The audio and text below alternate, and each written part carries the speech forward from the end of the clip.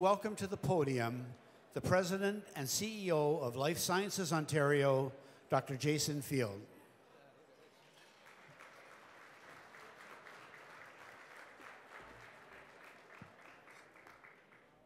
Hi, good evening, everyone.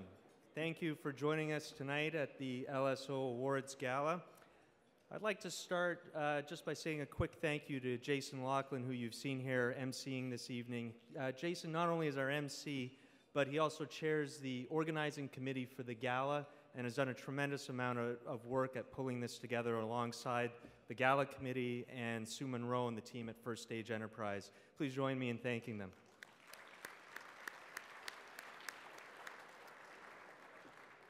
You know, we're very fortunate tonight to have a large number of elected officials, political staff, senior government officials with us here tonight. Thank you all for joining us this evening to celebrate Ontario's vibrant and diverse life sciences sector.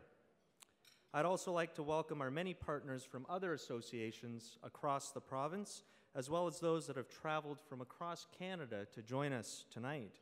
We have representatives from PEI Bio Alliance, Montreal in Vivo, Quebec International, and Bio Alberta. Welcome to you all.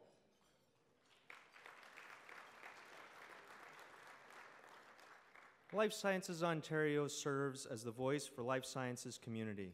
Our mission is to see Ontario's life sciences sector reach its full economic and social potential to the benefit of all Ontarians. In this regard, we are very well aligned with the province of Ontario in recognizing life sciences as a strategic priority sector. Strategic, especially in diversifying our economy for a prosperous future. And Lord knows if oil keeps going the way it is, we need that diversification. We believe that this sector's potential is large, but properly quantifying and articulating that belief has been a challenge for us. This is largely because good economic data about Ontario's life sciences sector has historically been difficult to obtain. In a world where evidence-based decision and policy making is now the gold standard, we had to ask ourselves a very difficult question. How can we, LSO, be a strong advocate for the life sciences sector if we didn't have strong data?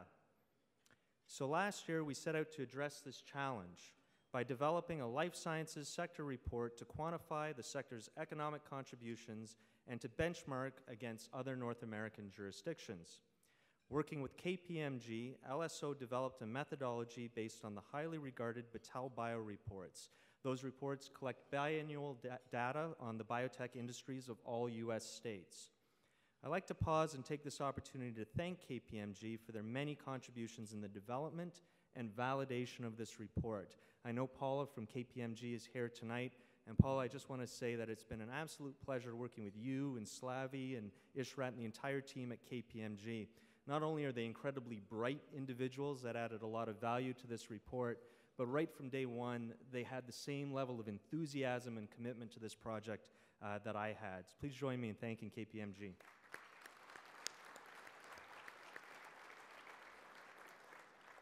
I'd also like to say a quick thank you to all of our members and sponsors whose support for LSO made the development of this report possible. And in particular, I'd like to recognize Russell Williams from RX&D, without whose support this report just would not have been possible. Russell, thank you very much for your support.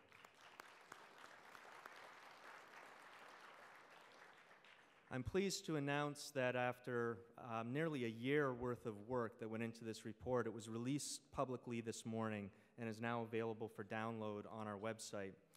The report's results were in many ways an affirmation of what many of us know about the sector in terms of our strengths, but in other ways I think it was startling, and they have fundamentally reshaped the approach that we're taking towards our advocacy for life sciences. I'd like to take a moment to share with you some of the key findings of our report. Ontario's life sciences sector is a significant contributor to the provincial economy. We estimate it employs approximately 83,000 highly skilled workers at more than 5,600 establishments. That means Ontario's life sciences sector ranks among the top clusters in North America, top 10 by employment and top 3 by number of establishments. We conservatively estimate that the life sciences sector generates approximately $40 billion in annual revenues, and that translates to approximately $39 billion in total contribution to Ontario's GDP. Wages in the life sciences sector are more than 26% higher than the Ontario average. And job growth in the sector has outpaced that of the provincial average by nearly 10% since 2001. And very interestingly, our sector showed tremendous resilience during the economic downturn of 2008. A large part of the success of Ontario's life sciences sector stems from a positive business environment and provincial government policies that support innovation. Provincially led initiatives, such as the Life Sciences Commercialization Strategy, the Ontario Research Fund, Mars Innovation, Excite, the Investment Accelerator Fund, and most recently, the Ontario Health Innovation Council. These are all examples of the province's commitment to the life sciences sector as a cornerstone of Ontario's future social and economic prosperity. But, here's the but. Despite all these efforts, there's a lot more to be done to fully recognize and realize the potential, the economic potential of the life sciences sector in the province. For example, 63% of all Ontario's life sciences companies have less than 10 employees. Only 4% have more than 100. We are an industry dominated by small startups. In 2014, the life sciences sector was the least invested in segment on the TSX and the TSX venture exchanges, and Ontario's share of Canadian venture capital has declined a full 20% since 2001. And meanwhile, south to us in the US, the life sciences industry is booming. Life sciences IPOs abounded on the US stock exchanges last year, and the NASDAQ Biotechnology Index has outpaced the NASDAQ Composite Index by nearly 3-to-1 over the last 3 years.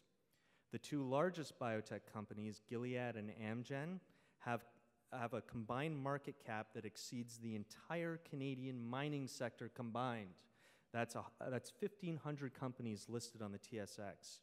And these biotech companies have only emerged over the last few decades. They're relatively new companies, and they've achieved this outstanding economic prosperity through very rapid growth. So it begs the question, why, with all of our supports for innovation and world-class research capabilities, have we not been able to grow that Made in Ontario big biotech success story? There are those that believe that this will happen organically given enough time. But later tonight, we will be honoring John Oliver as winner of our Lifetime Achievement Award. And John had an interesting saying. John said, the best way to predict the future is to create it. And I couldn't agree more. Several years ago, Ontario made a coordinated effort to better commercialize our basic scientific research. I know Bill Mantell's here tonight, just sitting over here. Or where is Bill? I know Bill's in here. Anyways, Bill has been a champion for commercialization, and it's clear that Ontario now produces more life sciences startups than we have in past. And thanks in a large part to Bill and his team at MRI and to initiatives and investments made by the Ontario government into places like Mars and Mars Innovation. But now we need to focus our attention on the second phase of Ontario's life sciences strategy. It's about scaling our many startups into the globally competitive powerhouses that they can and should be. LSO is advocating for the development of this strategy, for a stronger relationship and interaction between industry and government, and for a strong, unified life sciences sector in Ontario. If we're going to fulfill this vision for Ontario's life sciences sector, we will need to work together on this common goal. LSO is committed to working collaboratively with all life sciences stakeholders, including government, academia, and all other associations across the province. You have my personal commitment that LSO will continue to be a champion for collaboration, a strong advocate for life sciences, and we will work relentlessly until we achieve our vision of Ontario becoming the #1 life sciences jurisdiction in the world. Thank you very much.